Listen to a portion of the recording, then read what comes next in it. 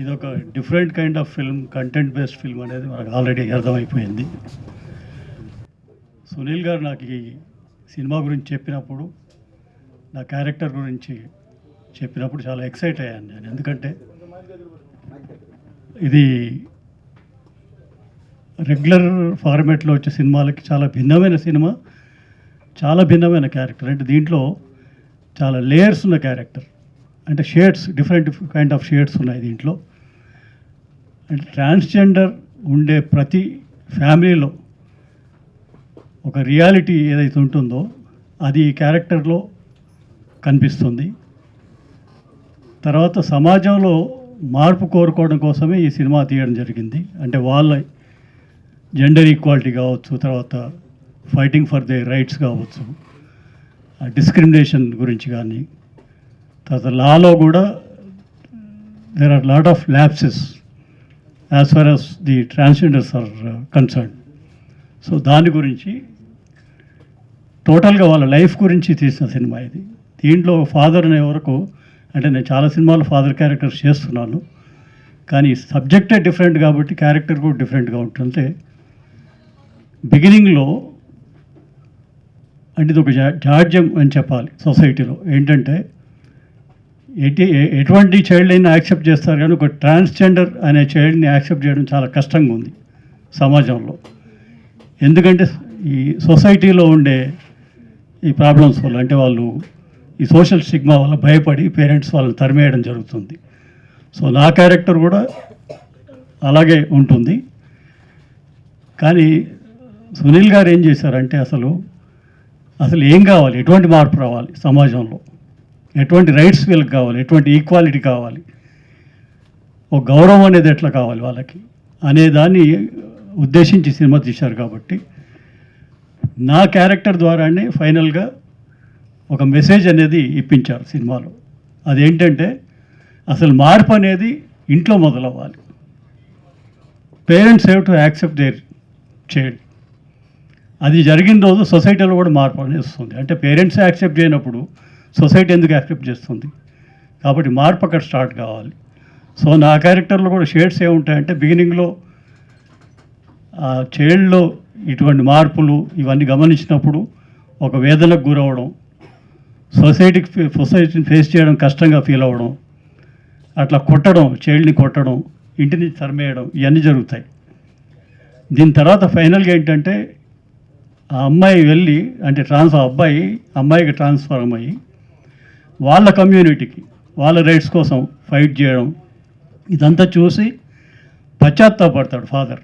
పశ్చాత్తాపడి నేను తప్పు చేశాను, నా కూతురే కదా, నా చైల్డే కదా, నేను యాక్సెప్ట్ చేయాల్సింది, ఇట్లా బయటికి పంపిస్తే ఆ అమ్మాయి ఏమైపోయింది, ఎట్లా బతికింది అసలు ఇన్ని రోజులు, తర్వాత తను సొసైటీకి ఎదురు నిలిచి తనంటూ ఒక ఐడెంటిటీ క్రియేట్ చేసుకుని తన కమ్యూనిటీ కోసం ఫైట్ చేస్తుందని మళ్ళీ ఆ అమ్మాయి దగ్గర రావడం జరుగుతుందన్నమాట. సో ఫైనల్గా ఇచ్చే మెసేజ్ ఏంటంటే అసలు మార్పు అనేది ఇంట్లో స్టార్ట్ అవ్వాలి. Parents should accept this kind of children. అప్పుడు సొసైటీ కూడా యాక్సెప్ట్ చేస్తుంది అనేది నా character. So I been very lucky to get this role. Sunil గారికి thank you so much sir for choosing me for this character. నాకు ఒక different kind of experience. ఎందుకంటే ఒక 30 people రియల్ ట్రాన్స్జెండర్స్ యాక్ట్ చేశారు సినిమాలో. Heroine Hima is a transgender. So it's different kind of experience for me. యాక్టర్గా అందరూ చాలా చేస్తుంటాం, కానీ ఇది మాత్రం ఒక వండర్ఫుల్ ఎక్స్పీరియన్స్ అని చెప్తాను నేను.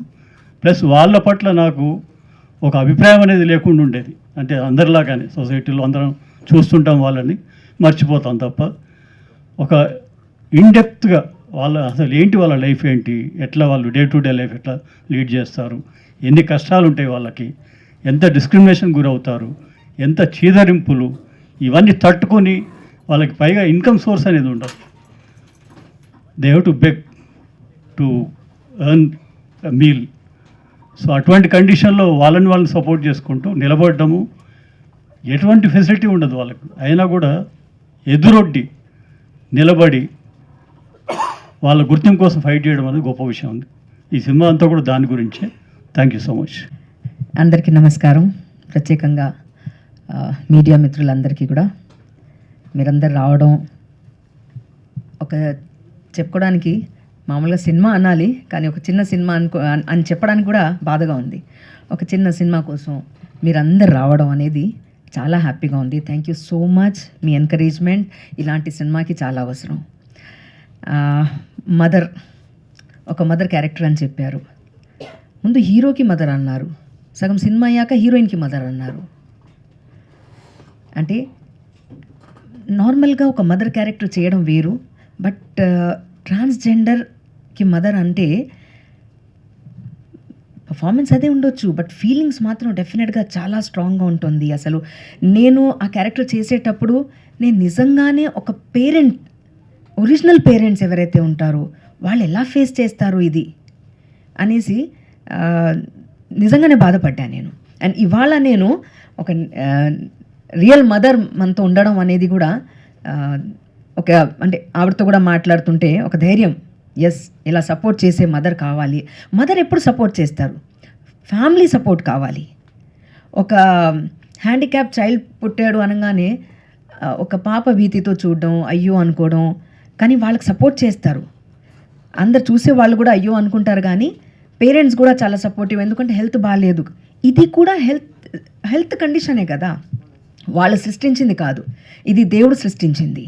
సో దాన్ని ఎందుకు మనం యాక్సెప్ట్ చేసుకోలేకపోతున్నాము జనాల్లో?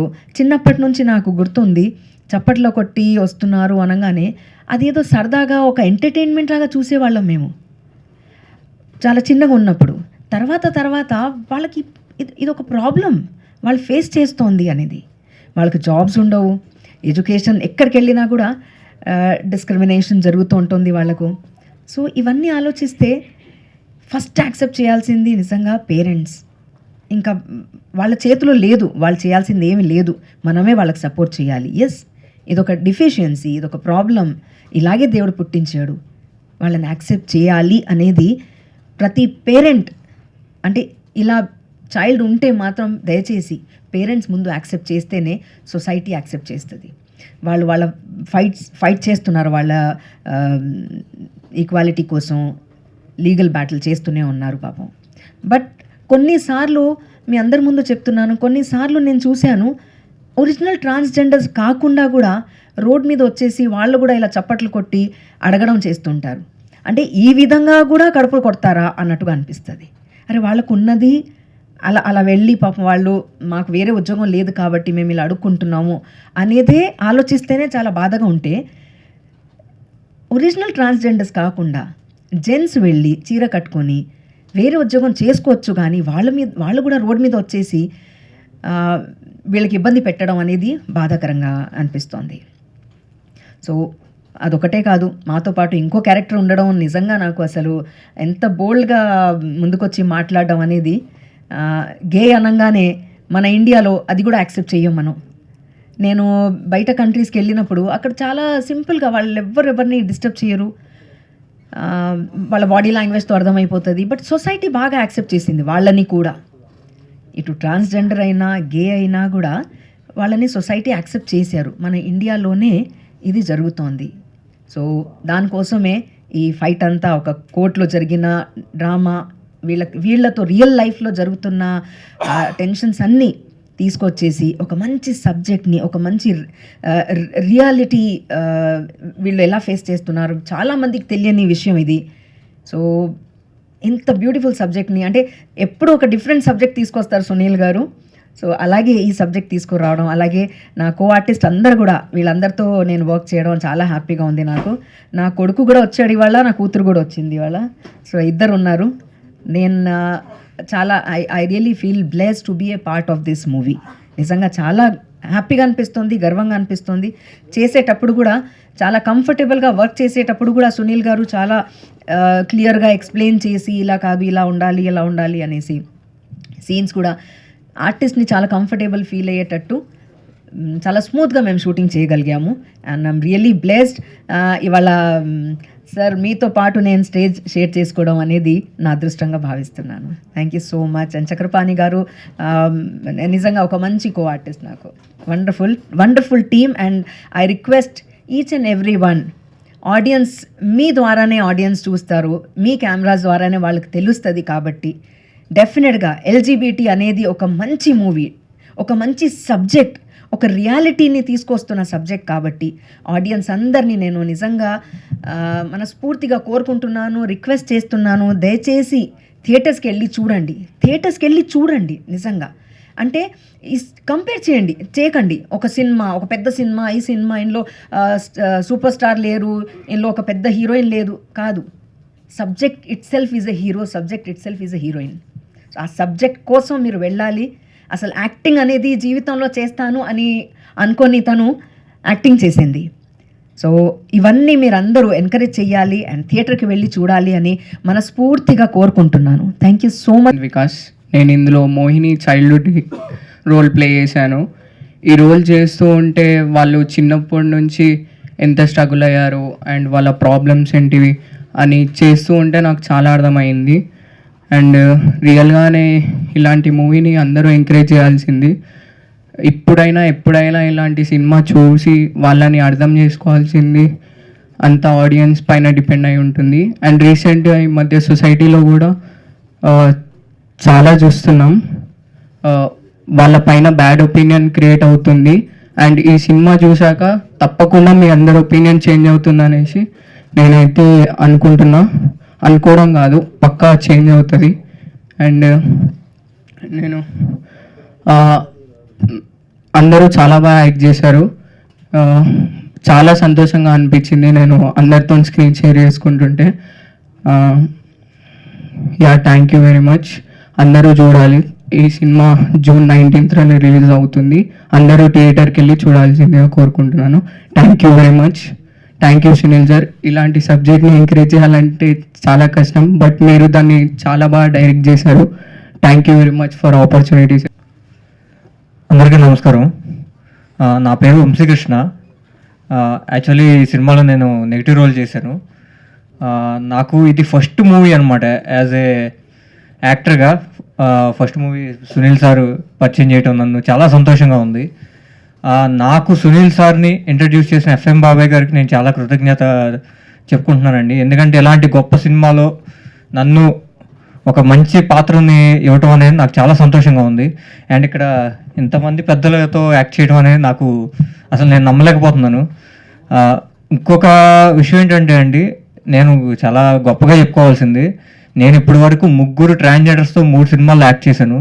ఫస్ట్ సినిమా హిమా గారు అయితే, రెండో సినిమా కూడా నా రెండో సినిమా హర్షిని మేకల అని చెప్పి తను కూడా ఒక ట్రాన్స్ ఉమెన్. అండ్ రీసెంట్గా శ్రీహరి గారు వాళ్ళ అబ్బాయిది మూవీలో కూడా ప్రియాంక సింగ్ గారితో 3వ కాంబినేషన్ అనమాట. ఇట్లా 3 ట్రాన్స్జెండర్స్తో నాకు అంటే ఈ అనుబంధం ఏంటో నాకు తెలియదు. షడంగి లాగా 3 సినిమాల్లో కూడా 3 ట్రాన్స్జెండర్స్తో ఇట్లా వర్క్ చేయడం. అండ్ అందరూ అంటుంటారు చాలామంది, ఒక నెగిటివ్ ఒపీనియన్ ఉంది కొంతమంది వల్ల, ట్రాన్స్ ఉమెన్ వల్ల. అది ఆ నెగిటివిటీ ఫీలింగ్ వల్ల, కొంతమంది వల్ల అందరూ ట్రాన్స్జెండర్స్ని చెప్పటం అనేది కూడా నాకు తెలిసి కరెక్ట్ కాదంటాను. ఎందుకంటే అబ్బాయిల్లోనూ అమ్మాయిల్లోనూ కూడా చాలామంది తప్పులు చేసేవాళ్ళు ఉన్నారు. అలాగని చెప్పి ఒక ఇక అబ్బాయిలందరూ చెడ్డవాళ్ళే, అమ్మాయిలు కొంతమంది తప్పులు చేస్తున్నారు అని అమ్మాయిలు అందరూ చెడ్డవాళ్ళే అని చెప్పి వాళ్ళని నెగిటివ్గా మనం చూడట్లేదు కదా. అలాగే ఒక చిన్న లోపంతో వాళ్ళు అబ్బాయిల నుంచి అమ్మాయిలుగా మారేవాళ్ళు ఉన్నారు, అమ్మాయిల నుంచి అబ్బాయిలుగా మారేవాళ్ళు ఉన్నారు. వాళ్ళని మనం ఎందుకు యాక్సెప్ట్ చేయలేకపోతున్నామో నాకు తెలియదు. నాకు బీటెక్లో కూడా ఒక చిన్న ఇన్సిడెంట్ జరిగిందండి. ఇట్లాగే బెగ్గింగ్ చేసుకోవడానికి కొంతమంది ట్రాన్స్జెండర్స్ ఉమెన్ వచ్చేవాళ్ళు అనమాట.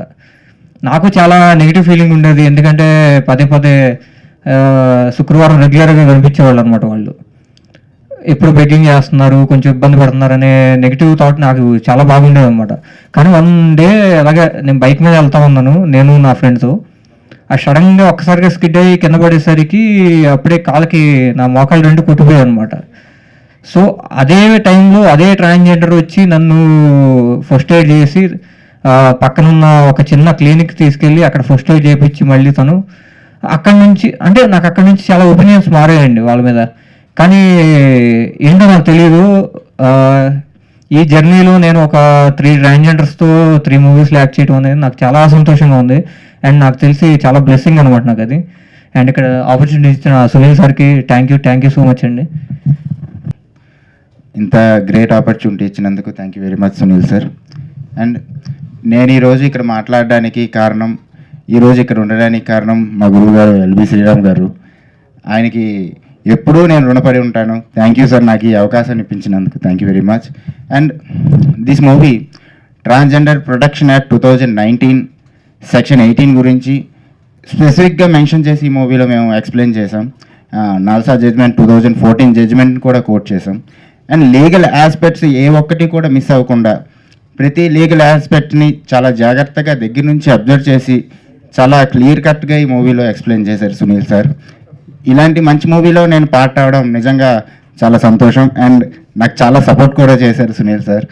అట్ ద సేమ్ టైం ఇది లీగల్ కోర్ట్ రూమ్ డ్రామాని ట్రాన్స్జెండర్స్, లెస్బియన్, గే, ఎల్జీబీటీక్యూ కమ్యూనిటీని ముడివేస్తూ ఇలాంటి ఒక సోషల్ రెస్పాన్సిబిలిటీ మూవీని తీయడంతో వైజాగ్లో కూడా, నేను వైజాగ్లో ప్రమోషన్స్ చేసినప్పుడు కూడా గవర్నమెంట్ ఎన్జిఓస్ కానీ, వైజాగ్ డిస్ట్రిక్ట్ కలెక్టర్ గారు కానీ, వైజాగ్ పోలీస్ కమిషనర్ గారు కానీ ఈ మూవీకి చాలా సపోర్ట్ చేశారు. Because this is the social awareness movie. The main concept of this movie is eradicate the discrimination against the certain community in this society. So ఈ మూవీని ప్రతి ఒక్కరు చూడడం కాకుండా జనరల్గా రీసెంట్లీ గాజువాకలో మాన్సా డిఫెన్స్ అకాడమీ అనే ఒక డిఫెన్స్ అకాడమీ వాళ్ళ స్టూడెంట్స్కి ఈ మూవీ చూపించాలని ముందుకు వచ్చింది. సో యాక్చువల్లీ మొక్కై వంగంది మానై వంగన అంటారు. ప్రతి ఒక్క స్కూల్లో, కాలేజ్లో ఈ మూవీ ఆ స్కూల్ కాలేజ్ కార్పొరేషన్ వాళ్ళు ముందుకు వచ్చి వాళ్ళ స్టూడెంట్స్కి ఈ మూవీ ఒక లెసన్లా చూపిస్తే స్టూడెంట్ దశ నుంచి పిల్లల్లో ఒక అవగాహన వస్తుంది సొసైటీ మీద. ఏ మనుషుల్ని డిస్క్రిమినేట్ చేయకూడదు, వాళ్ళు కూడా మనలో ఒక ఇందాక మనం ట్రైలర్లో చూస్తే స్కూల్లో వాళ్ళు కామెంట్ చేస్తారు.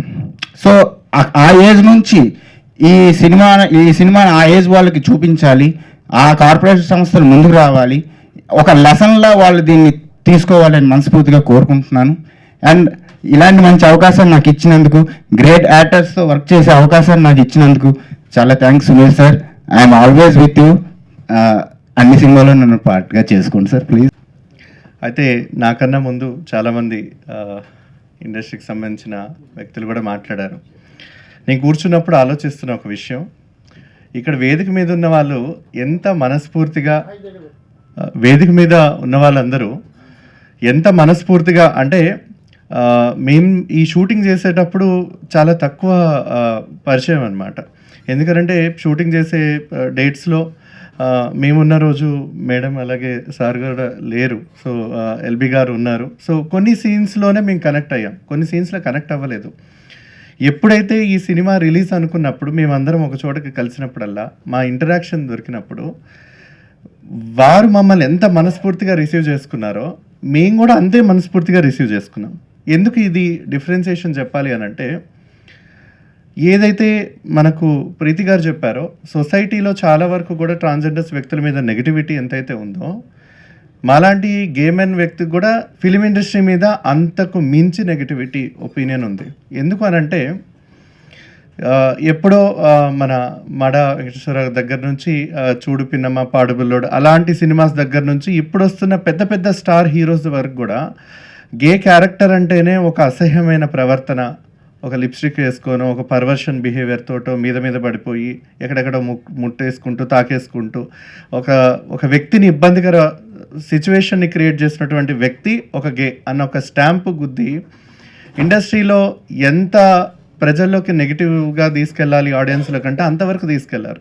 సో ఆటోమేటిక్గా ఇండస్ట్రీ మీద, ఫిలిం ఇండస్ట్రీ మీద, అందులో దీని మీద పనిచేసిన వాళ్ళందరి మీద మాకు కూడా అంతే నెగిటివ్ ఒపీనియన్ ఉంది. ఎప్పుడైతే ఈ సినిమా ద్వారా మేమందరం కలుసుకున్నామో అందరూ అలా కాదు, మమ్మల్ని మనస్ఫూర్తిగా అర్థం చేసుకొని యాక్సెప్ట్ చేసే వ్యక్తులు కూడా ఉంటారనేది ఈరోజు మాతో పాటు ఈ సినిమాలో ఉన్నటువంటి ఈ లెజెండరీ యాక్టర్స్ ద్వారా ప్రూవ్ అవ్వబడింది. రెండో విషయానికి వస్తే, ఎందుకు ఈ సినిమా చూడాలి అని అంటే, 2014 నాల్సా జడ్జ్మెంట్ ఏదైతే ట్రాన్స్జెండర్ వ్యక్తుల్ని థర్డ్ జెండర్స్గా గుర్తించిందో, ఆ తర్వాత 2019 ట్రాన్స్జెండర్స్ వ్యక్తులకి ఏదైతే హక్కులు చట్టం రాజ్యాంగబద్ధంగా చేసిందో, 2018లో సుప్రీంకోర్టు ధర్మాసనం హోమోసెక్షువాలిటీని డీక్రిమినలైజ్ చేస్తూ ఈ దేశంలో బ్రిటిష్ వారు తీసుకొచ్చినటువంటి ఐపీసీ 377 దాదాపు 130 సంవత్సరాలుగా మన ఇండియాలో కూడా కొనసాగింది బ్రిటిష్ పరిపాలనతో పాటు. 2018 వరకు ఎవరైతే సదరు హోమోసెక్షువల్ వ్యక్తులు ఉంటారో వాళ్ళు కనిపించినా వినిపించినా పోలీస్ నోటీస్కి వస్తే వాళ్ళకి 7 సంవత్సరాలు ఐపీసీ సెక్షన్ 377 కింద. అందులో నేను కొన్ని సందర్భాల్లో ఒకరోజు స్టేషన్కి వెళ్ళిన సందర్భాలు కూడా ఉన్నాయి ఐపీసీ ఇన్వోక్ చేయబడి.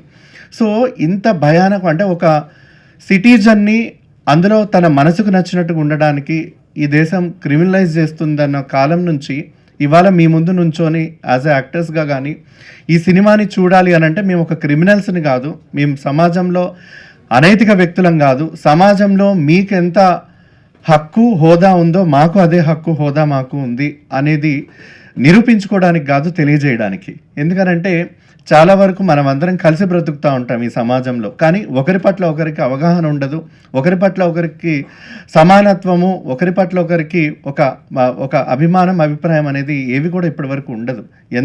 ఎంతో కాలక్రమేణా ఒకరి పట్ల ఒక నెగిటివిటీ దృక్పథంతో మనం అందరం పెరుగుతూ ఉంటాం, అదే మన తరాలకు కూడా అందిస్తూ ఉంటాం. సో ఈ ఎల్జీబీటీ మూవీలో ఉన్నటువంటి ట్రాన్స్జెండర్స్ వ్యక్తులైనా గే వ్యక్తులైనా మేమైనా మా నిజ జీవితంలో ఉన్నటువంటి జరిగే నిత్య పోరాటం ట్రైలర్లో చూపించినట్టుగా చిన్న పిల్లలు క్లాస్ దగ్గర నుంచి 0.5 చెక్క మీరందరూ వినే పెరిగి ఉండుంటారు, సమాజంలో మాతో పాటు ఇవన్నీ చాలా వరకు చూసే పెరిగి ఉంటారు. మీ స్నేహితులనే మీరు కూడా నిర్మోహమాటంగా నిరభ్యంతరకరంగా ఇటువంటి కామెంట్లు కూడా చేసిన వ్యక్తుల్లో మీరు ఉండి ఉంటారు. అది నేను చాలా ఓపెన్గా నేను చెప్పగలుగుతాను. కానీ ఇప్పుడు మనం ఏం మార్పు తీసుకొని రావాలి సమాజంలో, మనలో మనం ఏం మార్పు ముందుకు తీసుకోవాలనే ఒక పరిణామం, ఒక సందర్భం ఏర్పడింది ఈ సినిమా ద్వారా.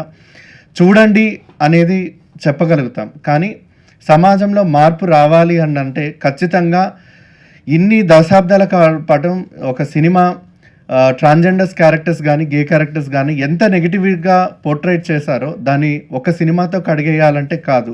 ఇది మొదటి ప్రయాణం, ఇది ఒక మొదటి ఆరంభం అనేది మేము పూర్తిగా మనస్ఫూర్తిగా నమ్ముతున్నాం. వివక్షత రహితంగా, ఎటువంటి వివక్షత లేకుండా సెట్లో ఉన్నటువంటి ప్రతి టీం, ప్రతి వ్యక్తులు, ఎందుకంటే డైరెక్టర్ గారిని గారు అనేది మాకు తగ్గకుండా ఇక్కడున్నటువంటి ఎల్బీ గారు, ప్రీతి గారు, ఆనంద్ చక్రపాణి గారు సీనియర్ మోస్ట్ యాక్టర్స్ దగ్గరికి ఇచ్చినటువంటి గౌరవం, మర్యాదలు, క్యారవాన్ ఫెసిలిటీ, ఫుడ్ ఏవైతే ఉన్నాయో మాకు అవే ఉన్నాయి. మేము మొదటిసారి వచ్చాం. ఇందాక మేడం చెప్పినట్టుగా హిమ యాక్ట్రెస్ అవ్వాలనో నేను యాక్టర్ అవ్వాలనో రాలేదు. నిజ జీవితంలో మా పోరాటాలతో ఉంటే ఆయన తీసుకొచ్చేది ఇందులో మీరే ఉంటే బాగుంటుంది, వేరే వాళ్ళని క్యారెక్టర్లుగా పెడితే ఎందుకు బాగుంటుంది అన్న ఒక ఉద్దేశంలో నిజమైన స్టోరీ, నిజమైన వ్యక్తులు దీంట్లో ఉండడం అనేది ఒక గర్వించదగ్గ విషయం, ఒక గొప్ప విషయం.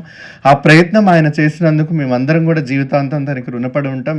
ఇది సినిమా చరిత్రలోనే ఒక హిస్టారిక్ మూమెంట్. ఎందుకు చెప్తున్నానంటే భారతదేశం సుప్రీంకోర్టు తరఫున ఎన్నో జడ్జ్మెంట్స్ వచ్చాయి, కానీ ట్రాన్స్జెండర్స్ వ్యక్తులు వచ్చిన జడ్జ్మెంటు, హోమోసెక్షువల్ వ్యక్తుల మీద వచ్చినటువంటి జడ్జ్మెంటు చారిత్రాత్మకమని జడ్జ్మెంట్ ఇచ్చిన తర్వాత జడ్జిలందరూ కూడా క్షమాపణ కోరి మరి మిమ్మల్ని ఇన్ని సంవత్సరాలు బాధ పెట్టాం, వివక్షత గురి చేశాం, అందులో మేము ఉన్నామని క్షమాపణ చెప్తూ ఇచ్చినటువంటి తీర్పు. కాబట్టి సో ఇందులో నటించే వ్యక్తుల్ని కాకుండా జీవించే వ్యక్తుల్ని ఇందులో భాగస్వామ్యం చేయడం అనేది కూడా మరో చరిత్ర. సో ఈ చరిత్రకి మీరందరూ మీ కెమెరాల ద్వారా ప్రజలందరికీ తీసుకెళ్ళాలి అనేది మేము మనస్ఫూర్తిగా కోరుతూ భావిస్తూ ధన్యవాదాలు. పేరు హిమ, నేను ఒక ట్రాన్స్ ఉమెన్ని. ఎల్జీబీటీ లీగల్ బ్యాటిల్ అనే మూవీలో నాకు ఛాన్స్ ఇచ్చిన సునీల్ కుమార్ రెడ్డి సార్కి నేను చాలా రుణపడి ఉంటాను. ఎందుకంటే మా ట్రాన్స్జెండర్ కమ్యూనిటీ మొత్తాన్ని నా ద్వారా ఈ మూవీలో రీప్రజెంట్ చేయడం నేను చాలా ప్రౌడ్గా ఫీల్ అవుతున్నాను. అలాగే ఈ మూవీలో చాలా సీనియర్ యాక్టర్స్తో నేను స్క్రీన్ షేర్ చేసుకోవడం జరిగింది. ఎల్బి శ్రీరామ్ గారు, ఆనంద్ చక్రపాణి గారు, ప్రీతి నిగమ్ గారు, రాజు కేర్ గారు, ఎస్తర్ గారు, ఇలా ఇంకా చాలామంది ఉన్నారు. వాళ్ళతో స్క్రీన్ షేర్ చేసుకోవడము. అలాగే మా ట్రాన్స్జెండర్ కమ్యూనిటీ నుండి మా పెద్దవారు లైలమ్మ గారు కానివ్వండి, చంద్రముఖి గారు కానివ్వండి, సోనా రాథోడ్ గారు, వాళ్ళతో కూడా ఈ మూవీలో కలిసి యాక్ట్ చేయడం చాలా హ్యాపీగా ఫీల్ అవుతున్నాను. ఈ మూవీ జూన్ 19th థియేటర్స్లో రిలీజ్ అవుతుంది. అందరూ ఈ మూవీ చూసి ఆదరిస్తారని, మమ్మల్ని చూసే చూపులు, మా మీద ఉన్న వేరే అపోహలు కానీ అన్నీ వెళ్తాయని, ఈ మూవీ చూసిన తర్వాత మాకు చిన్న సపోర్ట్ కానీ ఏదన్నా వస్తుందని ఒక చిన్న హోప్తో ఇది మా ఫస్ట్ స్టెప్ లాగా అనుకొని ఈ మూవీ అందరు చూసి ఆదరిస్తారని, చిన్నపిల్లల నుండి పెద్దవాళ్ళ వరకు అందరూ ఈ మూవీ చూడాలని మనస్ఫూర్తిగా కోరుకుంటున్నాను. ఇప్పుడు ఇక్కడికి వచ్చిన మీడియా వాళ్ళందరికీ చాలా థ్యాంక్స్ అండి, మీ విలువైన టైంని మాకు ఇచ్చినందుకు. అందరికీ థ్యాంక్ యూ సో మచ్. ఇందు మూలంగా వాదోపవాదాలు పరిశీలించిన మీదట నేను ఇవ్వబోయే తీర్పు ఏంటంటే, డెఫినెట్గా మీరు ఈ సమాజానికి కానీ ఈ చిత్రసీమకు కానీ ఈ హ్యుమానిటీకి కానీ మీరు ఇచ్చే గొప్ప ట్రిబ్యూట్ ఏంటంటే థియేటర్లో వెళ్ళి చూడండి ఈ సినిమా. ఇది జడ్జిమెంట్ అయిపోయిన తర్వాత నేనేం మాట్లాడగలను ప్రయత్నిస్తాను. జడ్జి అంటే వినాలి, చూడడం కాదు, మాట్లాడడం కాదు. చిన్న చిన్నగా తీర్పులు ఇవ్వడాలు, అబ్జెక్ట్ చేయడాలు అలాంటివి తప్ప ఎక్కువ వినాలి, అర్థం చేసుకోవాలి, ఆచరణలో పెట్టాలి, ఆలోచించాలి. ఇవన్నీ జడ్జి యొక్క బాధ్యతలు. అలాంటి వేషం నిజంగా ఇది డైలాగ్ తక్కువ, అవుట్ స్టాండింగ్ పర్ఫార్మెన్స్ అంటాం. త్రూ అవుట్ సినిమా ఉంటాం కానీ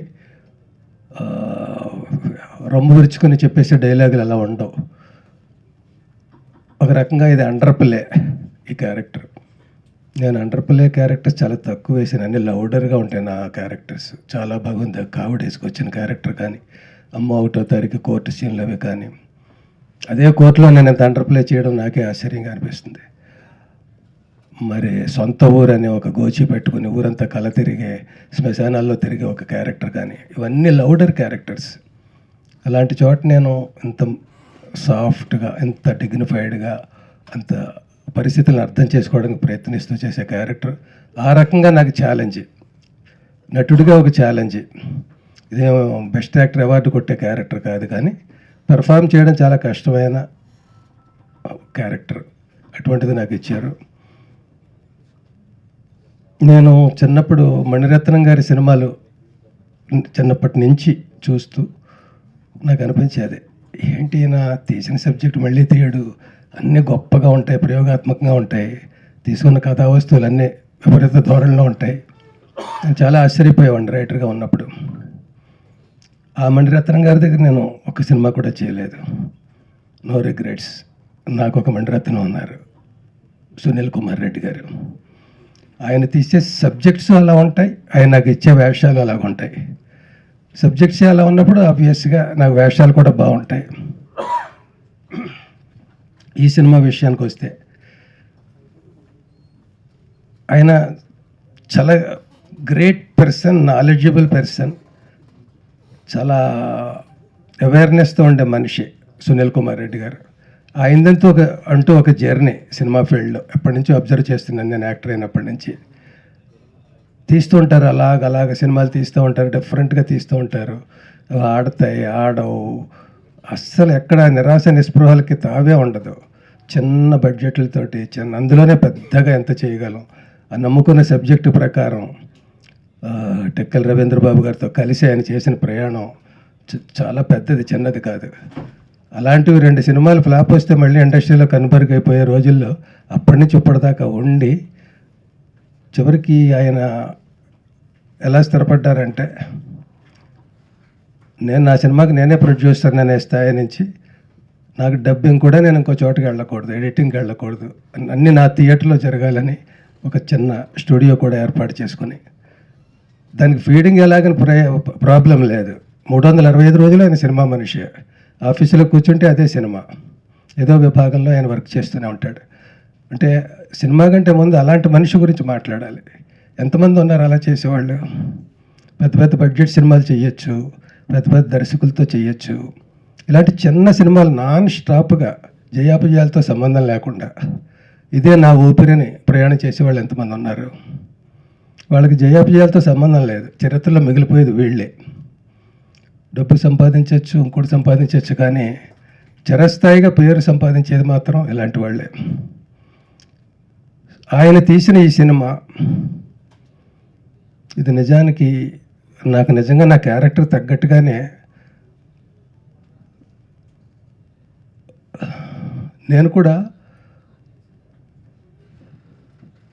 సిగ్గుపడుతూ చెప్తున్నాను. నేను కూడా అలా వాళ్ళని చూసి కారులో వెళ్తుంటే తలుపులు వేసేసుకున్నవాడిని, అసహించుకున్నవాడిని. వాళ్ళు వస్తున్నారంటే భయపడిపోవడం, మొహం చాటేసుకోవడం. యాక్టర్ అయ్యాక మరీ భయపడేవాడిని, వీళ్ళు ఇంకో రూపాయి కోసం ఎక్కువ నన్ను ఇబ్బంది పెడతారన్నట్టుగా, అంటే ఎంత ఇచ్చినా ఏదో అట్లా చేస్తారన్న రాంగ్ నోషన్స్ తోటి. ఇది చాలక నేను ఒక క్యారెక్టర్ కూడా చేశాను, అల్లరి రాముల్లో క్యారెక్టర్, ట్రాన్స్జెండర్ క్యారెక్టర్. అది ఏదో కొంచెం అది కూడా హై టోన్లోనే ఉంటుంది ఆ క్యారెక్టర్. అలా చెయ్యాలి వాళ్ళది. మన సినిమా పరిభాషలో అలా చేస్తే తప్ప రిసీవ్ కాదు ఆ క్యారెక్టర్. పైగా ఎంటర్టైన్మెంట్ కోసం పెట్టిన క్యారెక్టర్ అప్పట్లో అది. అప్పటి నుంచి మొదలై ఇవాళ నేను వాళ్ళ క్యారెక్టర్స్ అర్థం చేసుకొని కోర్టుగా ఆ కేసు వస్తే అక్కడ ఆ జడ్జినే నేనైతే, ఆ జడ్జి ఒక పాత్రధారి అయితే, ఒక ప్రేక్షకుడైతే ఎలా ఆలోచించాలి, ఎలా అర్థం చేసుకోవాలి, ఎలాంటి తీర్పు ఇవ్వాలి, ఆ తీర్పు ఇవ్వడానికి నాకున్న పరిధులు ఏమిటి. ఇదే సుప్రీం కోర్టు కాదు, సెషన్స్ కోర్టు. ఇలాంటి కోర్టులో నాకున్న పరిమితులు ఎంత. అసలైన ఈ సబ్జెక్ట్ తీసుకోవడమే డేరింగ్. ఎంత డేరింగ్ అంటే సెన్సార్స్ కాపాడలేదు ఇక్కడ మన రాష్ట్రాల్లో. ఎందుకంటే మాకు తెలియట్లేదండి ఎలాగ సెన్సార్ చేయాలో దీనికి. ఏది అడల్ట్ కంటెంట్, ఏది యూ కంటెంటు, ఇది ఏం మేము చెప్పలేము, నిర్ణయాలు తీసుకోలేము. ఎందుకంటే ప్రతి సినిమాకి నిర్ణయం తీసుకోవడానికి మాకు కొన్ని రెఫరెన్స్లు ఉంటాయి. ఈ సినిమాకి రెఫరెన్స్ లేదు. వీళ్ళ సబ్జెక్ట్ని డీల్ చేసేటప్పుడు ఎంతవరకు అడ్వాంటేజ్ తీసుకోవచ్చు, ఎంతవరకు తీసుకోకూడదు, అవి నామ్స్ ఏం లేవు మాకు. మీదే ఫస్ట్ సినిమా, మీరు సెంట్రల్కి వెళ్ళండి అని అలా ఇక్కడ చెయ్యని సినిమా ఇది. ఎంత విచిత్రం. లా ఉన్నా ఇంకోటి ఉన్నా అన్నీ ఉన్నా కూడా సినిమా సెన్సార్ విషయంలో ఎలా జరుగుతుందంటే ఎన్ని వేల లక్షల సినిమాలు వస్తున్నాయి మనకి. ఇలాంటి అటెంప్ట్స్ ఎందుకు తక్కువ జరిగి మన వాళ్ళు మాట్లాడినట్టుగానే ఒక కామెడీ క్యారెక్టర్ కానీ ఎందుకు ట్రీట్ చేయబడింది ఈ క్యారెక్టర్. మరి ఇప్పుడు నలుగురికి తెలిసింది కాబట్టి వాళ్ళ హక్కులు ఏమిటి, వాళ్ళ హ్యుమానిటేరియన్ గ్రౌండ్స్ ఏంటి, ఇవన్నీ మనం అర్థం చేసుకుంటున్నాం. అప్పుడు ఎవరు అర్థం చేసుకున్నారు? ఇదిగో ఇవిడ ఒక తల్లి, ఆవిడ పెంచారు అట్లా బిడ్డని. ఎంత ఛాలెంజ్ వాళ్ళ రోజుల్లో. అప్పటి నుంచి మనం ఈనాటి దాకా వచ్చామంటే చాలా గొప్ప విషయం. ఇప్పుడు ఒక జడ్జిగా సినిమాలో పాత్రధారిగా ఎలా మాట్లాడాలన్నా నాకెందుకు కొంచెం ప్రివిలేజ్ ఉందంటే ఈ క్యారెక్టర్కి తగ్గట్టుగానే ఆ సినిమాలో నా బిహేవియర్ కూడా ఉంటుంది. మొట్టమొదట ఒక మామూలు ప్రేక్షకుడిలాగే నేను జడ్జి స్థానంలో ఉండి ఆలోచించినా కూడా వాళ్ళని రిజెక్ట్ చేసినా, అపోజ్ చేసినా, భయపడినా, చిరాకు పడినా అలా మొదలవుతుంది క్యారెక్టర్ జడ్జి స్థానంలో ఉండి. అలాంటి క్యారెక్టరు కోర్టుకి అలాంటి ఒక కేసు వచ్చిందని తెలిసినప్పుడు, ఆ జడ్జి అందులో ఇన్వాల్వ్ అయ్యి తీర్పు ఇవ్వాల్సి వచ్చినప్పుడు ఫస్ట్ అతను కూడా రిజెక్ట్ చేస్తాడు, ఈ కేసు తొందరగా ముగించేస్తే బాగుండు అన్నట్టుగా. అలాంటి మనిషి రాను అలా పరిస్థితులు కేసు నడుస్తుండగా తను కూడా స్లోగా ఇంజెక్ట్ చేయబడతాడు. దీనికి ప్యారలల్గా కొన్ని క్యారెక్టర్లు, ఈ క్యారెక్టర్లు రోడ్డు మీద నన్ను హింసిస్తూ ఉంటాయి. వాళ్ళని స్టార్టింగ్లో ఎలాగ నేను ట్రీట్ చేశాను, ఈ కేసు ఇలాంటిది వచ్చినప్పుడు ఎలా ట్రీట్ చేశాను, వాళ్ళ పరిస్థితులు వింటున్నప్పుడు బయట వాళ్ళని ఎలాగ ట్రీట్ చేశాను. ఇది నాకు కోర్టులో బిహేవ్ చేయడానికి నాకు బయట అట్మాస్ఫియర్ హెల్ప్ అయింది. బయట బిహేవ్ చేసేటప్పుడు కోర్టు అట్మాస్ఫియర్ ఇది నాకు హెల్ప్ అయింది. అలా చివరికి నేను వాళ్ళ ఇళ్ళకి వెళ్ళి, వాళ్ళ పర్సనల్ లైఫ్లోకి వెళ్ళి, వాళ్ళ ఫెస్టివల్స్ అవి నేను అందులో పార్టిసిపేట్ చేసి, నేను కూడా ఒక ప్రేక్షకుడిగా వాళ్ళ జీవితాల్లో రియల్ లైఫ్లో సినిమాటిక్గా కాదు అవి చూసి సినిమాల్లో కోసం వెళ్ళి పర్సనల్గా చూశాను. సినిమాల్లో సీన్లు ఉన్నాయి, అట్లా ఆ సీన్ల కోసం వెళ్ళి వాళ్ళతో గడిపాను నేను. అప్పుడు నేను ఎలా ఫీల్ అవుతాను. అలా మనం ఇప్పుడు ఈ సమస్య, ఇది సమాజ సమస్య ఇంత రహస్యంగా ఉంచబడుతుందంటే, వాళ్ళ బిహైండ్ ది కర్టెన్ స్టోరీ ఏంటో జనాలకు తెలియదంటే, మనం తెలుసుకుని తీరాలనుకుంటే మనం అన్ని విషయాల గురించి తెలుసుకుంటున్నాం. వేళ 2 ఏళ్ల పిల్ల దగ్గర నుంచి 80 ఏళ్ల వాడి దాకా అందరి దగ్గర సెల్స్ ఉంటున్నాయి, సెల్ ఫోన్స్. చూడొద్దన్న అందరూ చూసేస్తున్నారు. ఇంట్లోనే ఉండి ఈ సెల్ ఎలా ఉంటుంది, ఆ సెల్ అలా ఉంటుంది, ఇంకో సెల్ అలా ఉంటుంది, అక్కడే చూసేస్తున్నారు అందరూ, ఎవరికి కావాల్సింది వాళ్ళు. అలాంటిది ఈ సబ్జెక్ట్ ఎందుకు చూడరు? చూడొచ్చు, తప్పులేదు. చూస్తేనే ఎక్కువ అవేర్నెస్ ఉంటుంది. ఒక కష్టం నీళ్ళలో దూకినప్పుడే బయటికి ఎలా రావాలనేది మనకు తెలుస్తుంది. అలాగా ఏవేవో చూసే బదులు ఇలాంటి సబ్జెక్టులు చూస్తే అవేర్నెస్ పెరుగుతుంది. తర్వాత అలాగే సెల్ ఫోన్లో చూద్దామని కాకుండా థియేటర్కి రావాలి. నేను ఎందుకంటున్నానంటే ఈ థియేటర్ని, అంటే మిగతా సబ్జెక్టులు వాళ్ళ ప్రాబ్లమ్స్ అందరూ మాట్లాడారు కాబట్టి నేను డిఫరెంట్గా ఏం మాట్లాడగలనని ప్రయత్నిస్తున్నాను. రేపు 19వ తారీఖు సినిమా రిలీజ్ అయినప్పుడు తర్వాత చూద్దాంలే ఎలాగో ఓటీటీకి వస్తుంది ఇలాంటి రాంగ్ నోషన్స్ కాకుండా రాక ఇలాంటి సబ్జెక్ట్ వచ్చినప్పుడు మన బాధ్యతగా మనం అలా బిహేవ్ చేయాలి. 19వ తారీఖుని సినిమాకి వెళ్ళిన వాళ్ళు హీరోయిన్లు నా దృష్టిలో. ఎందుకంటే లిమిటెడ్ థియేటర్స్లో టు స్టార్ట్ విత్ రిలీజ్ చేస్తున్నారు. ఇది పెద్ద 400 థియేటర్లు రిలీజ్ చేసే సినిమా కాదు కదా. తక్కువ థియేటర్లో చూజీగా సెలెక్ట్ చేసుకొని అరే ఆ సినిమా చూడాలి అనుకుని బయలుదేరి వెళ్ళే వాళ్ళ కోసం తీస్తూ అలా అలా అలా అలా అలా దాన్ని పెంచాలనేది కాన్సెప్ట్. ఆ మొదటి రోజు సపోజ్ 125 సీట్లు ఉన్నాయనుకుందాం, అందులో 25 మంది వీళ్ళు ఉండొచ్చు ప్రతి చోట కూడా. ఇద్దరు మన ఇంటికి వస్తున్నారంటేనే మనం తలుపులేసేసుకునే రోజుల్లో వాళ్ళ మధ్య కూర్చుని సినిమా చూడడం ఒక హీరోయిజం. అది మన మగతనం అంటే. అంతే తప్ప వాళ్ళు అయిపోయాక చూద్దాం లేకపోతే ఇంట్లో చూద్దాం అంటే మనం మగాళ్ళమే కాదు, మనం అసలు సమస్యను ఫేస్ చేయలేం. అప్పుడు సిగ్గుపడాలి నిజంగా. ఇలాంటి సినిమా చూడకపోయినా పర్వాలేదు కానీ వాళ్ళ మధ్య చూడలేకపోతున్నాం అనేది ఉంటే అది ఇంక సిగ్గుపడాల్సిన విషయం. కాబట్టి ఓపెనింగ్స్ బాగుంటే ఈ 40 థియేటర్లలో 400 థియేటర్లు అవుతుంది ఈ సినిమా కూడా. దాన్ని చేయాల్సిన బాధ్యత మన అందరిది. థియేటర్స్ వాళ్ళ మధ్యలో కూర్చుందాం. నేను యాక్ట్ చేసిన వాళ్ళు వెళ్ళకెళ్ళాను. నేను మీకంటే పెద్ద తోపునే, పెద్ద ఆర్టిఫిషియల్గా జీవితాన్ని గడిపిన వాడిని. నేను వెళ్తా, మీరు కూడా రండి సరదాగా. అన్ని చోట్ల అందరూ కూడా అలాగే చూద్దాం. సో ఇంక మిగతా విషయాలన్నీ మాట్లాడినవే. అదృష్టం అవకాశం ఉంటే పెద్ద సక్సెస్ మీట్లో మళ్ళీ చాలా మాట్లాడాలి. ఈ సినిమా వరకు ఒక ఇద్దరికి ఎక్కువ నేను అభినందించాలి. కుడి భుజం ఎడం భుజంలో ఆయనకి వెన్నుదన్నుగా ఉన్న ప్రతాప్ కో డైరెక్టర్ మా రమణ. ఈ ప్రతాప్ అనుక్షణం ఆయన అంటిపెట్టుకుని నుండి కాపు కాస్తే ఈ రమణ అనే అతను ఎంత వర్క్ చేశాడు. అతని లాయర్షిప్ కానీ, లాయర్గా అతని ప్రొఫెషన్ కానీ, అతని ఈ సినిమా మీద ఉన్న అతని ప్యాషన్ కానీ ఎక్కడో శ్రీకాకుళంలో ఉంటాడు, హైదరాబాద్ సెంటర్లో ఉంటాడు. ఇప్పటికీ అక్కడ ఉండి ఉద్యోగం చేసుకుంటూ సినిమా మీద అంత ప్యాషన్తో అతను ఎలా పరిచయం అయ్యాడో కానీ అతని పేరు రమణ. పూర్తి పేరు ఇప్పటికీ నాకు తెలియదు. మేమిద్దరూ ఏ సినిమాలోనూ పోనీ ఎల్బి అనే సినిమా ఏం రాలేదు ఇండస్ట్రీలో. సాక్షి రంగారావు అనిపించుకోవడానికి సాక్షి సినిమా రాలేదు, వచ్చింది. అలాంటిది రాలేదు ఇక్కడ. ఎల్బి అనే సినిమా రాకపోయినా అతని పేరు ఎల్బి రమణని పెట్టుకున్నాడు. ఏంటో మరి రాగానే గురువు అంటాడు. ఏమిచ్చానో గురువు తెలియదు నాకు. సో ఆ రకంగా అతన్ని అభినందిస్తున్న అతను ఈయన ఆర్డర్స్ ప్రకారం ఎంతమందిని కలిసి ఎన్ని మీటింగులు, ఎన్ని లీగల్గా కానీ ఇంకోటి కానీ మినిస్టర్లని, ఎమ్మెల్యేలని, సోషల్ వర్కర్స్ని, పెద్ద వాళ్ళందరినీ కలిసి అలా దూసుకెళ్ళిపోయాడు. అంతే. ఈయన చెప్పడం ఆలస్యం అని చేసేయడం. చాలా కష్టపడ్డాడు. అందరి కష్టం ఫలించి ఇలాంటి సినిమాలు ఇవి హిట్ అయితే మా మణిరత్నం గారి దగ్గర మాకు మంచి మంచి వేషాలు ఇంకా వస్తాయి. అవన్నీ చేస్తాను. నేను నిజంగా మనస్ఫూర్తిగా ఉంటానండి. మనమే మణిరత్నం, కమల్ హాసన్. Thank you. ఇందు మూలంగా వాదోపవాదాలు పరిశీలించిన మీదట నేను ఇవ్వబోయే తీర్పు ఏంటంటే, డెఫినెట్గా మీరు ఈ సమాజానికి కానీ, ఈ చిత్రసీమకు కానీ, ఈ హ్యుమానిటీకి కానీ మీరు ఇచ్చే గొప్ప ట్రిబ్యూట్ ఏంటంటే థియేటర్లో వెళ్ళి చూడండి సినిమా. ఇది జడ్జిమెంట్ అయిపోయిన తర్వాత నేనేం మాట్లాడగలను ప్రయత్నిస్తాను.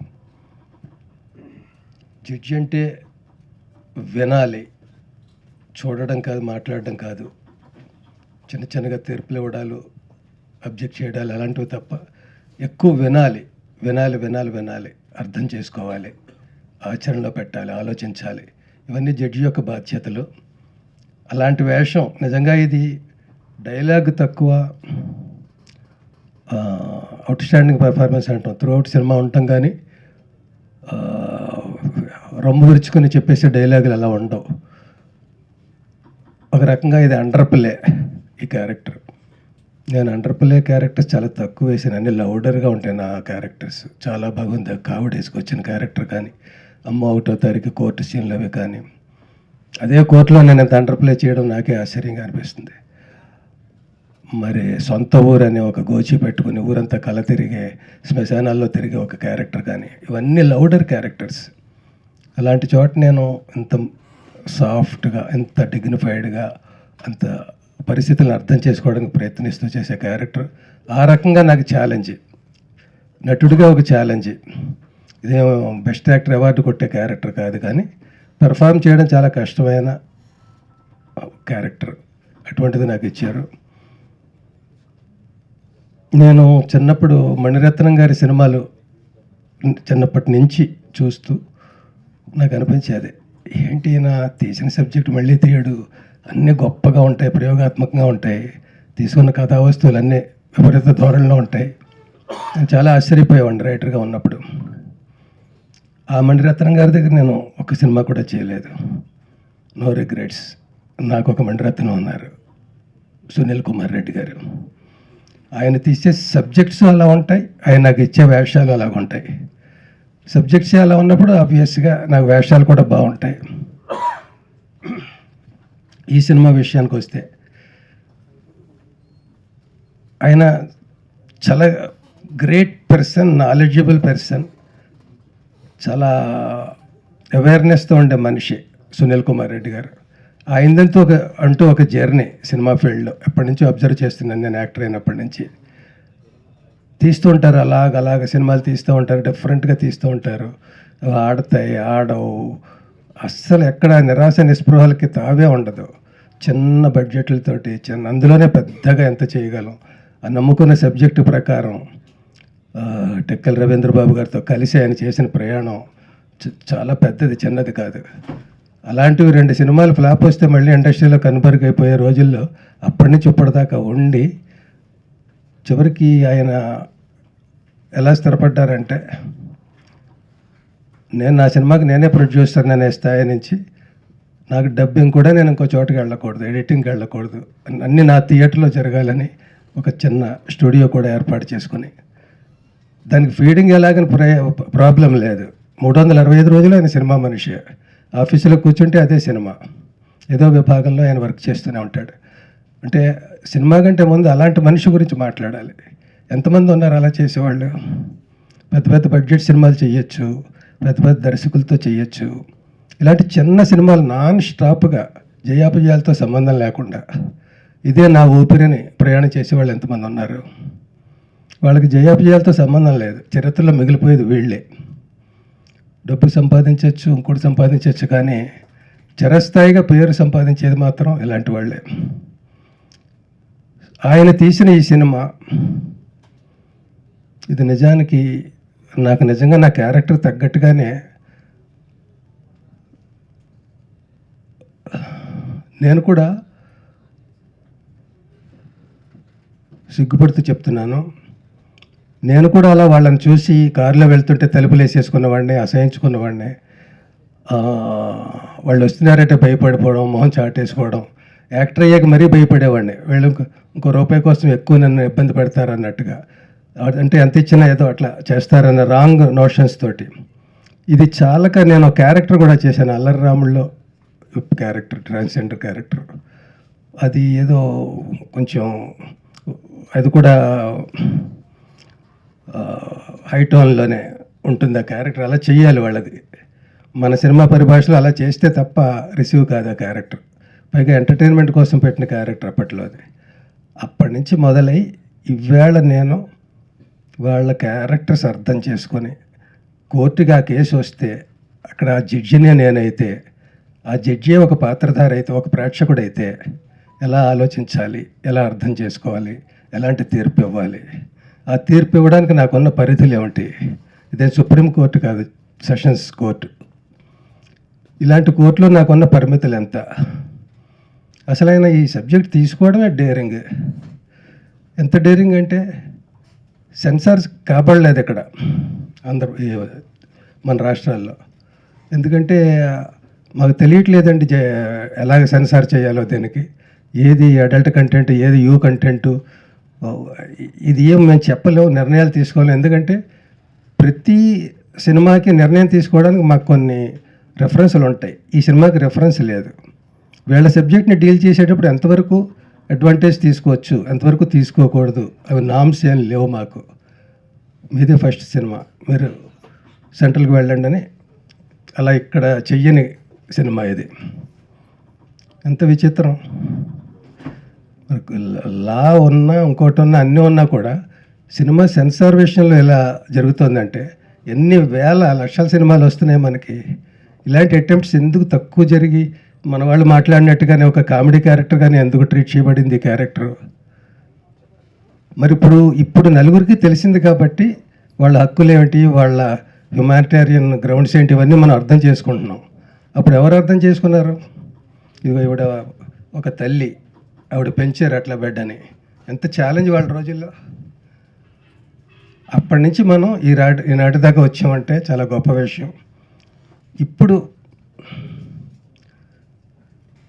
ఒక జడ్జిగా సినిమాలో పాత్రధారిగా ఎలా మాట్లాడాలన్నా నాకెందుకు కొంచెం ప్రివిలేజ్ ఉందంటే ఈ క్యారెక్టర్కి తగ్గట్టుగానే ఆ సినిమాలో నా బిహేవియర్ కూడా ఉంటుంది. మొట్టమొదట ఒక మామూలు ప్రేక్షకుడిలాగే నేను జడ్జి స్థానంలో ఉండి ఆలోచించినా కూడా వాళ్ళని రిజెక్ట్ చేసినా, అపోజ్ చేసినా, భయపడినా, చిరాకు పడినా అలా మొదలవుతుంది క్యారెక్టర్ జడ్జి స్థానంలో ఉండి. అలాంటి క్యారెక్టరు కోర్టుకి అలాంటి ఒక కేసు వచ్చిందని తెలిసినప్పుడు ఆ జడ్జి అందులో ఇన్వాల్వ్ అయ్యి తీర్పు ఇవ్వాల్సి వచ్చినప్పుడు ఫస్ట్ అతను కూడా రిజెక్ట్ చేస్తాడు, ఈ కేసు తొందరగా ముగించేస్తే బాగుండు అన్నట్టుగా. అలాంటి మనిషి రాను అలా పరిస్థితులు కేసు నడుస్తుండగా తను కూడా స్లోగా ఇంజెక్ట్ చేయబడతాడు. దీనికి ప్యారలల్గా కొన్ని క్యారెక్టర్లు, ఈ క్యారెక్టర్లు రోడ్డు మీద నన్ను హింసిస్తూ ఉంటాయి. వాళ్ళని స్టార్టింగ్లో ఎలాగ నేను ట్రీట్ చేశాను, ఈ కేసు ఇలాంటిది వచ్చినప్పుడు ఎలా ట్రీట్ చేశాను, వాళ్ళ పరిస్థితులు వింటున్నప్పుడు బయట వాళ్ళని ఎలాగ ట్రీట్ చేశాను. ఇది నాకు కోర్టులో బిహేవ్ చేయడానికి నాకు బయట అట్మాస్ఫియర్ హెల్ప్ అయింది. బయట బిహేవ్ చేసేటప్పుడు కోర్టు అట్మాస్ఫియర్ ఇది నాకు హెల్ప్ అయింది. అలా చివరికి నేను వాళ్ళ ఇళ్ళకి వెళ్ళి, వాళ్ళ పర్సనల్ లైఫ్లోకి వెళ్ళి, వాళ్ళ ఫెస్టివల్స్ అవి నేను అందులో పార్టిసిపేట్ చేసి, నేను కూడా ఒక ప్రేక్షకుడిగా వాళ్ళ జీవితాల్లో రియల్ లైఫ్లో సినిమాటిక్గా కాదు అవి చూసి సినిమాల్లో కోసం వెళ్ళి పర్సనల్గా చూశాను. సినిమాల్లో సీన్లు ఉన్నాయి, అట్లా ఆ సీన్ల కోసం వెళ్ళి వాళ్ళతో గడిపాను నేను. అప్పుడు నేను ఎలా ఫీల్ అవుతాను? అలా మనం ఇప్పుడు ఈ సమస్య, ఇది సమాజ సమస్య ఇంత రహస్యంగా ఉంచబడుతుందంటే, వాళ్ళ బిహైండ్ ది కర్టెన్ స్టోరీ ఏంటో జనాలకు తెలియదంటే, మనం తెలుసుకుని తీరాలనుకుంటే మనం అన్ని విషయాల గురించి తెలుసుకుంటున్నాం. వేళ 2 ఏళ్ల పిల్ల దగ్గర నుంచి 80 ఏళ్ల వాడి దాకా అందరి దగ్గర సెల్స్ ఉంటున్నాయి, సెల్ ఫోన్స్. చూడొద్దన్న అందరూ చూసేస్తున్నారు. ఇంట్లోనే ఉండి ఈ సెల్ ఎలా ఉంటుంది, ఆ సెల్ అలా ఉంటుంది, ఇంకో సెల్ అలా ఉంటుంది, అక్కడే చూసేస్తున్నారు అందరూ, ఎవరికి కావాల్సింది వాళ్ళు. అలాంటిది ఈ సబ్జెక్ట్ ఎందుకు చూడరు? చూడొచ్చు, తప్పులేదు. చూస్తేనే ఎక్కువ అవేర్నెస్ ఉంటుంది. ఒక కష్టం నీళ్ళలో దూకినప్పుడే బయటికి ఎలా రావాలనేది మనకు తెలుస్తుంది. అలాగా ఏవేవో చూసే బదులు ఇలాంటి సబ్జెక్టులు చూస్తే అవేర్నెస్ పెరుగుతుంది. తర్వాత అలాగే సెల్ ఫోన్లో చూద్దామని కాకుండా థియేటర్కి రావాలి. నేను ఎందుకంటున్నానంటే ఈ థియేటర్ని, అంటే మిగతా సబ్జెక్టులు వాళ్ళ ప్రాబ్లమ్స్ అందరూ మాట్లాడారు కాబట్టి నేను డిఫరెంట్గా ఏం మాట్లాడగలనని ప్రయత్నిస్తున్నాను. రేపు 19వ తారీఖు సినిమా రిలీజ్ అయినప్పుడు తర్వాత చూద్దాంలే, ఎలాగో ఓటీటీకి వస్తుంది, ఇలాంటి రాంగ్ నోషన్స్ కాకుండా రాక ఇలాంటి సబ్జెక్ట్ వచ్చినప్పుడు మన బాధ్యతగా మనం అలా బిహేవ్ చేయాలి. 19వ తారీఖుని సినిమాకి వెళ్ళిన వాళ్ళు హీరోయిన్లు నా దృష్టిలో. ఎందుకంటే లిమిటెడ్ థియేటర్స్లో టు స్టార్ట్ విత్ రిలీజ్ చేస్తున్నారు. ఇది పెద్ద 400 థియేటర్లో రిలీజ్ చేసే సినిమా కాదు కదా. తక్కువ థియేటర్లో చూజీగా సెలెక్ట్ చేసుకొని, అరే ఆ సినిమా చూడాలి అనుకుని బయలుదేరి వెళ్ళే వాళ్ళ కోసం తీస్తూ అలా దాన్ని పెంచాలనేది కాన్సెప్ట్. ఆ మొదటి రోజు సపోజ్ 125 సీట్లు ఉన్నాయనుకుందాం, అందులో 25 మంది వీళ్ళు ఉండొచ్చు ప్రతి చోట కూడా. ఇద్దరు మన ఇంటికి వస్తున్నారంటేనే మనం తలుపులేసేసుకునే రోజుల్లో వాళ్ళ మధ్య కూర్చుని సినిమా చూడడం ఒక హీరోయిజం. అది మగతనం అంటే. అంతే తప్ప వాళ్ళు అయిపోయాక చూద్దాం, లేకపోతే ఇంట్లో చూద్దాం అంటే మనం మగాళ్ళమే కాదు. మనం అసలు సమస్యను ఫేస్ చేయలేం. అప్పుడు సిగ్గుపడాలి నిజంగా. ఇలాంటి సినిమా చూడకపోయినా పర్వాలేదు, కానీ వాళ్ళ మధ్య చూడలేకపోతున్నాం అనేది ఉంటే అది ఇంక సిగ్గుపడాల్సిన విషయం. కాబట్టి ఓపెనింగ్స్ బాగుంటే ఈ 40 థియేటర్లలో 400 థియేటర్లు అవుతుంది ఈ సినిమా కూడా. దాన్ని చేయాల్సిన బాధ్యత మన అందరిది. థియేటర్స్ వాళ్ళ మధ్యలో కూర్చుందాం. నేను యాక్ట్ చేసిన వాళ్ళు వెళ్ళకెళ్ళాను. నేను మీకంటే పెద్ద తోపునే, పెద్ద ఆర్టిఫిషియల్గా జీవితాన్ని గడిపిన వాడిని. నేను వెళ్తా, మీరు కూడా రండి సరదాగా. అన్ని చోట్ల అందరూ కూడా అలాగ చూద్దాం. సో ఇంక మిగతా విషయాలన్నీ మాట్లాడినవే. అదృష్టం అవకాశం ఉంటే పెద్ద సక్సెస్ మీట్లో మళ్ళీ చాలా మాట్లాడాలి. ఈ సినిమా వరకు ఒక ఇద్దరికి ఎక్కువ నేను అభినందించాలి. కుడి భుజం ఎడం భుజంలో ఆయనకి వెన్నుదన్నుగా ఉన్న ప్రతాప్ కో డైరెక్టర్ మా రమణ. ఈ ప్రతాప్ అనుక్షణం ఆయన అంటిపెట్టుకు నుండి కాపు కాస్తే ఈ రమణ అనే అతను ఎంత వర్క్ చేశాడు. అతని లాయర్షిప్ కానీ, లాయర్గా అతని ప్రొఫెషన్ కానీ, అతని ఈ సినిమా మీద ఉన్న అతని ప్యాషన్ కానీ ఎక్కడో శ్రీకాకుళంలో ఉంటాడు, హైదరాబాద్ సెంటర్లో ఉంటాడు. ఇప్పటికీ అక్కడ ఉండి ఉద్యోగం చేసుకుంటూ సినిమా మీద అంత ప్యాషన్తో అతను ఎలా పరిచయం అయ్యాడో కానీ అతని పేరు రమణ. పూర్తి పేరు ఇప్పటికీ నాకు తెలియదు. మేమిద్దరు ఏ సినిమాలోనూ పోనీ ఎల్బి అనే సినిమా ఏం రాలేదు ఇండస్ట్రీలో. సాక్షి రంగారావు అనిపించుకోవడానికి సాక్షి సినిమా రాలేదు, వచ్చింది. అలాంటిది రాలేదు ఇక్కడ. ఎల్బి అనే సినిమా రాకపోయినా అతని పేరు ఎల్బి రమణని పెట్టుకున్నాడు. ఏంటో మరి రాగానే గురువు అంటాడు. ఏమిచ్చానో గురువు తెలియదు నాకు. సో ఆ రకంగా అతన్ని అభినందిస్తున్న అతను ఈయన ఆర్డర్స్ ప్రకారం ఎంతమందిని కలిసి ఎన్ని మీటింగులు, ఎన్ని లీగల్గా కానీ ఇంకోటి కానీ మినిస్టర్ని, ఎమ్మెల్యేలని, సోషల్ వర్కర్స్ని, పెద్ద వాళ్ళందరినీ కలిసి అలా దూసుకెళ్ళిపోయాడు అంతే. ఈయన చెప్పడం ఆలస్యం అని చేసేయడం. చాలా కష్టపడ్డాడు. అందరి కష్టం ఫలించి ఇలాంటి సినిమాలు ఇవి హిట్ అయితే మా మణిరత్నం గారి దగ్గర మాకు మంచి మంచి వేషాలు ఇంకా వస్తాయి. అవన్నీ చేస్తాను. నేను నిజంగా మనస్ఫూర్తిగా ఉంటానండి. మనమే మణిరత్నం, కమల్ హాసన్. Thank you.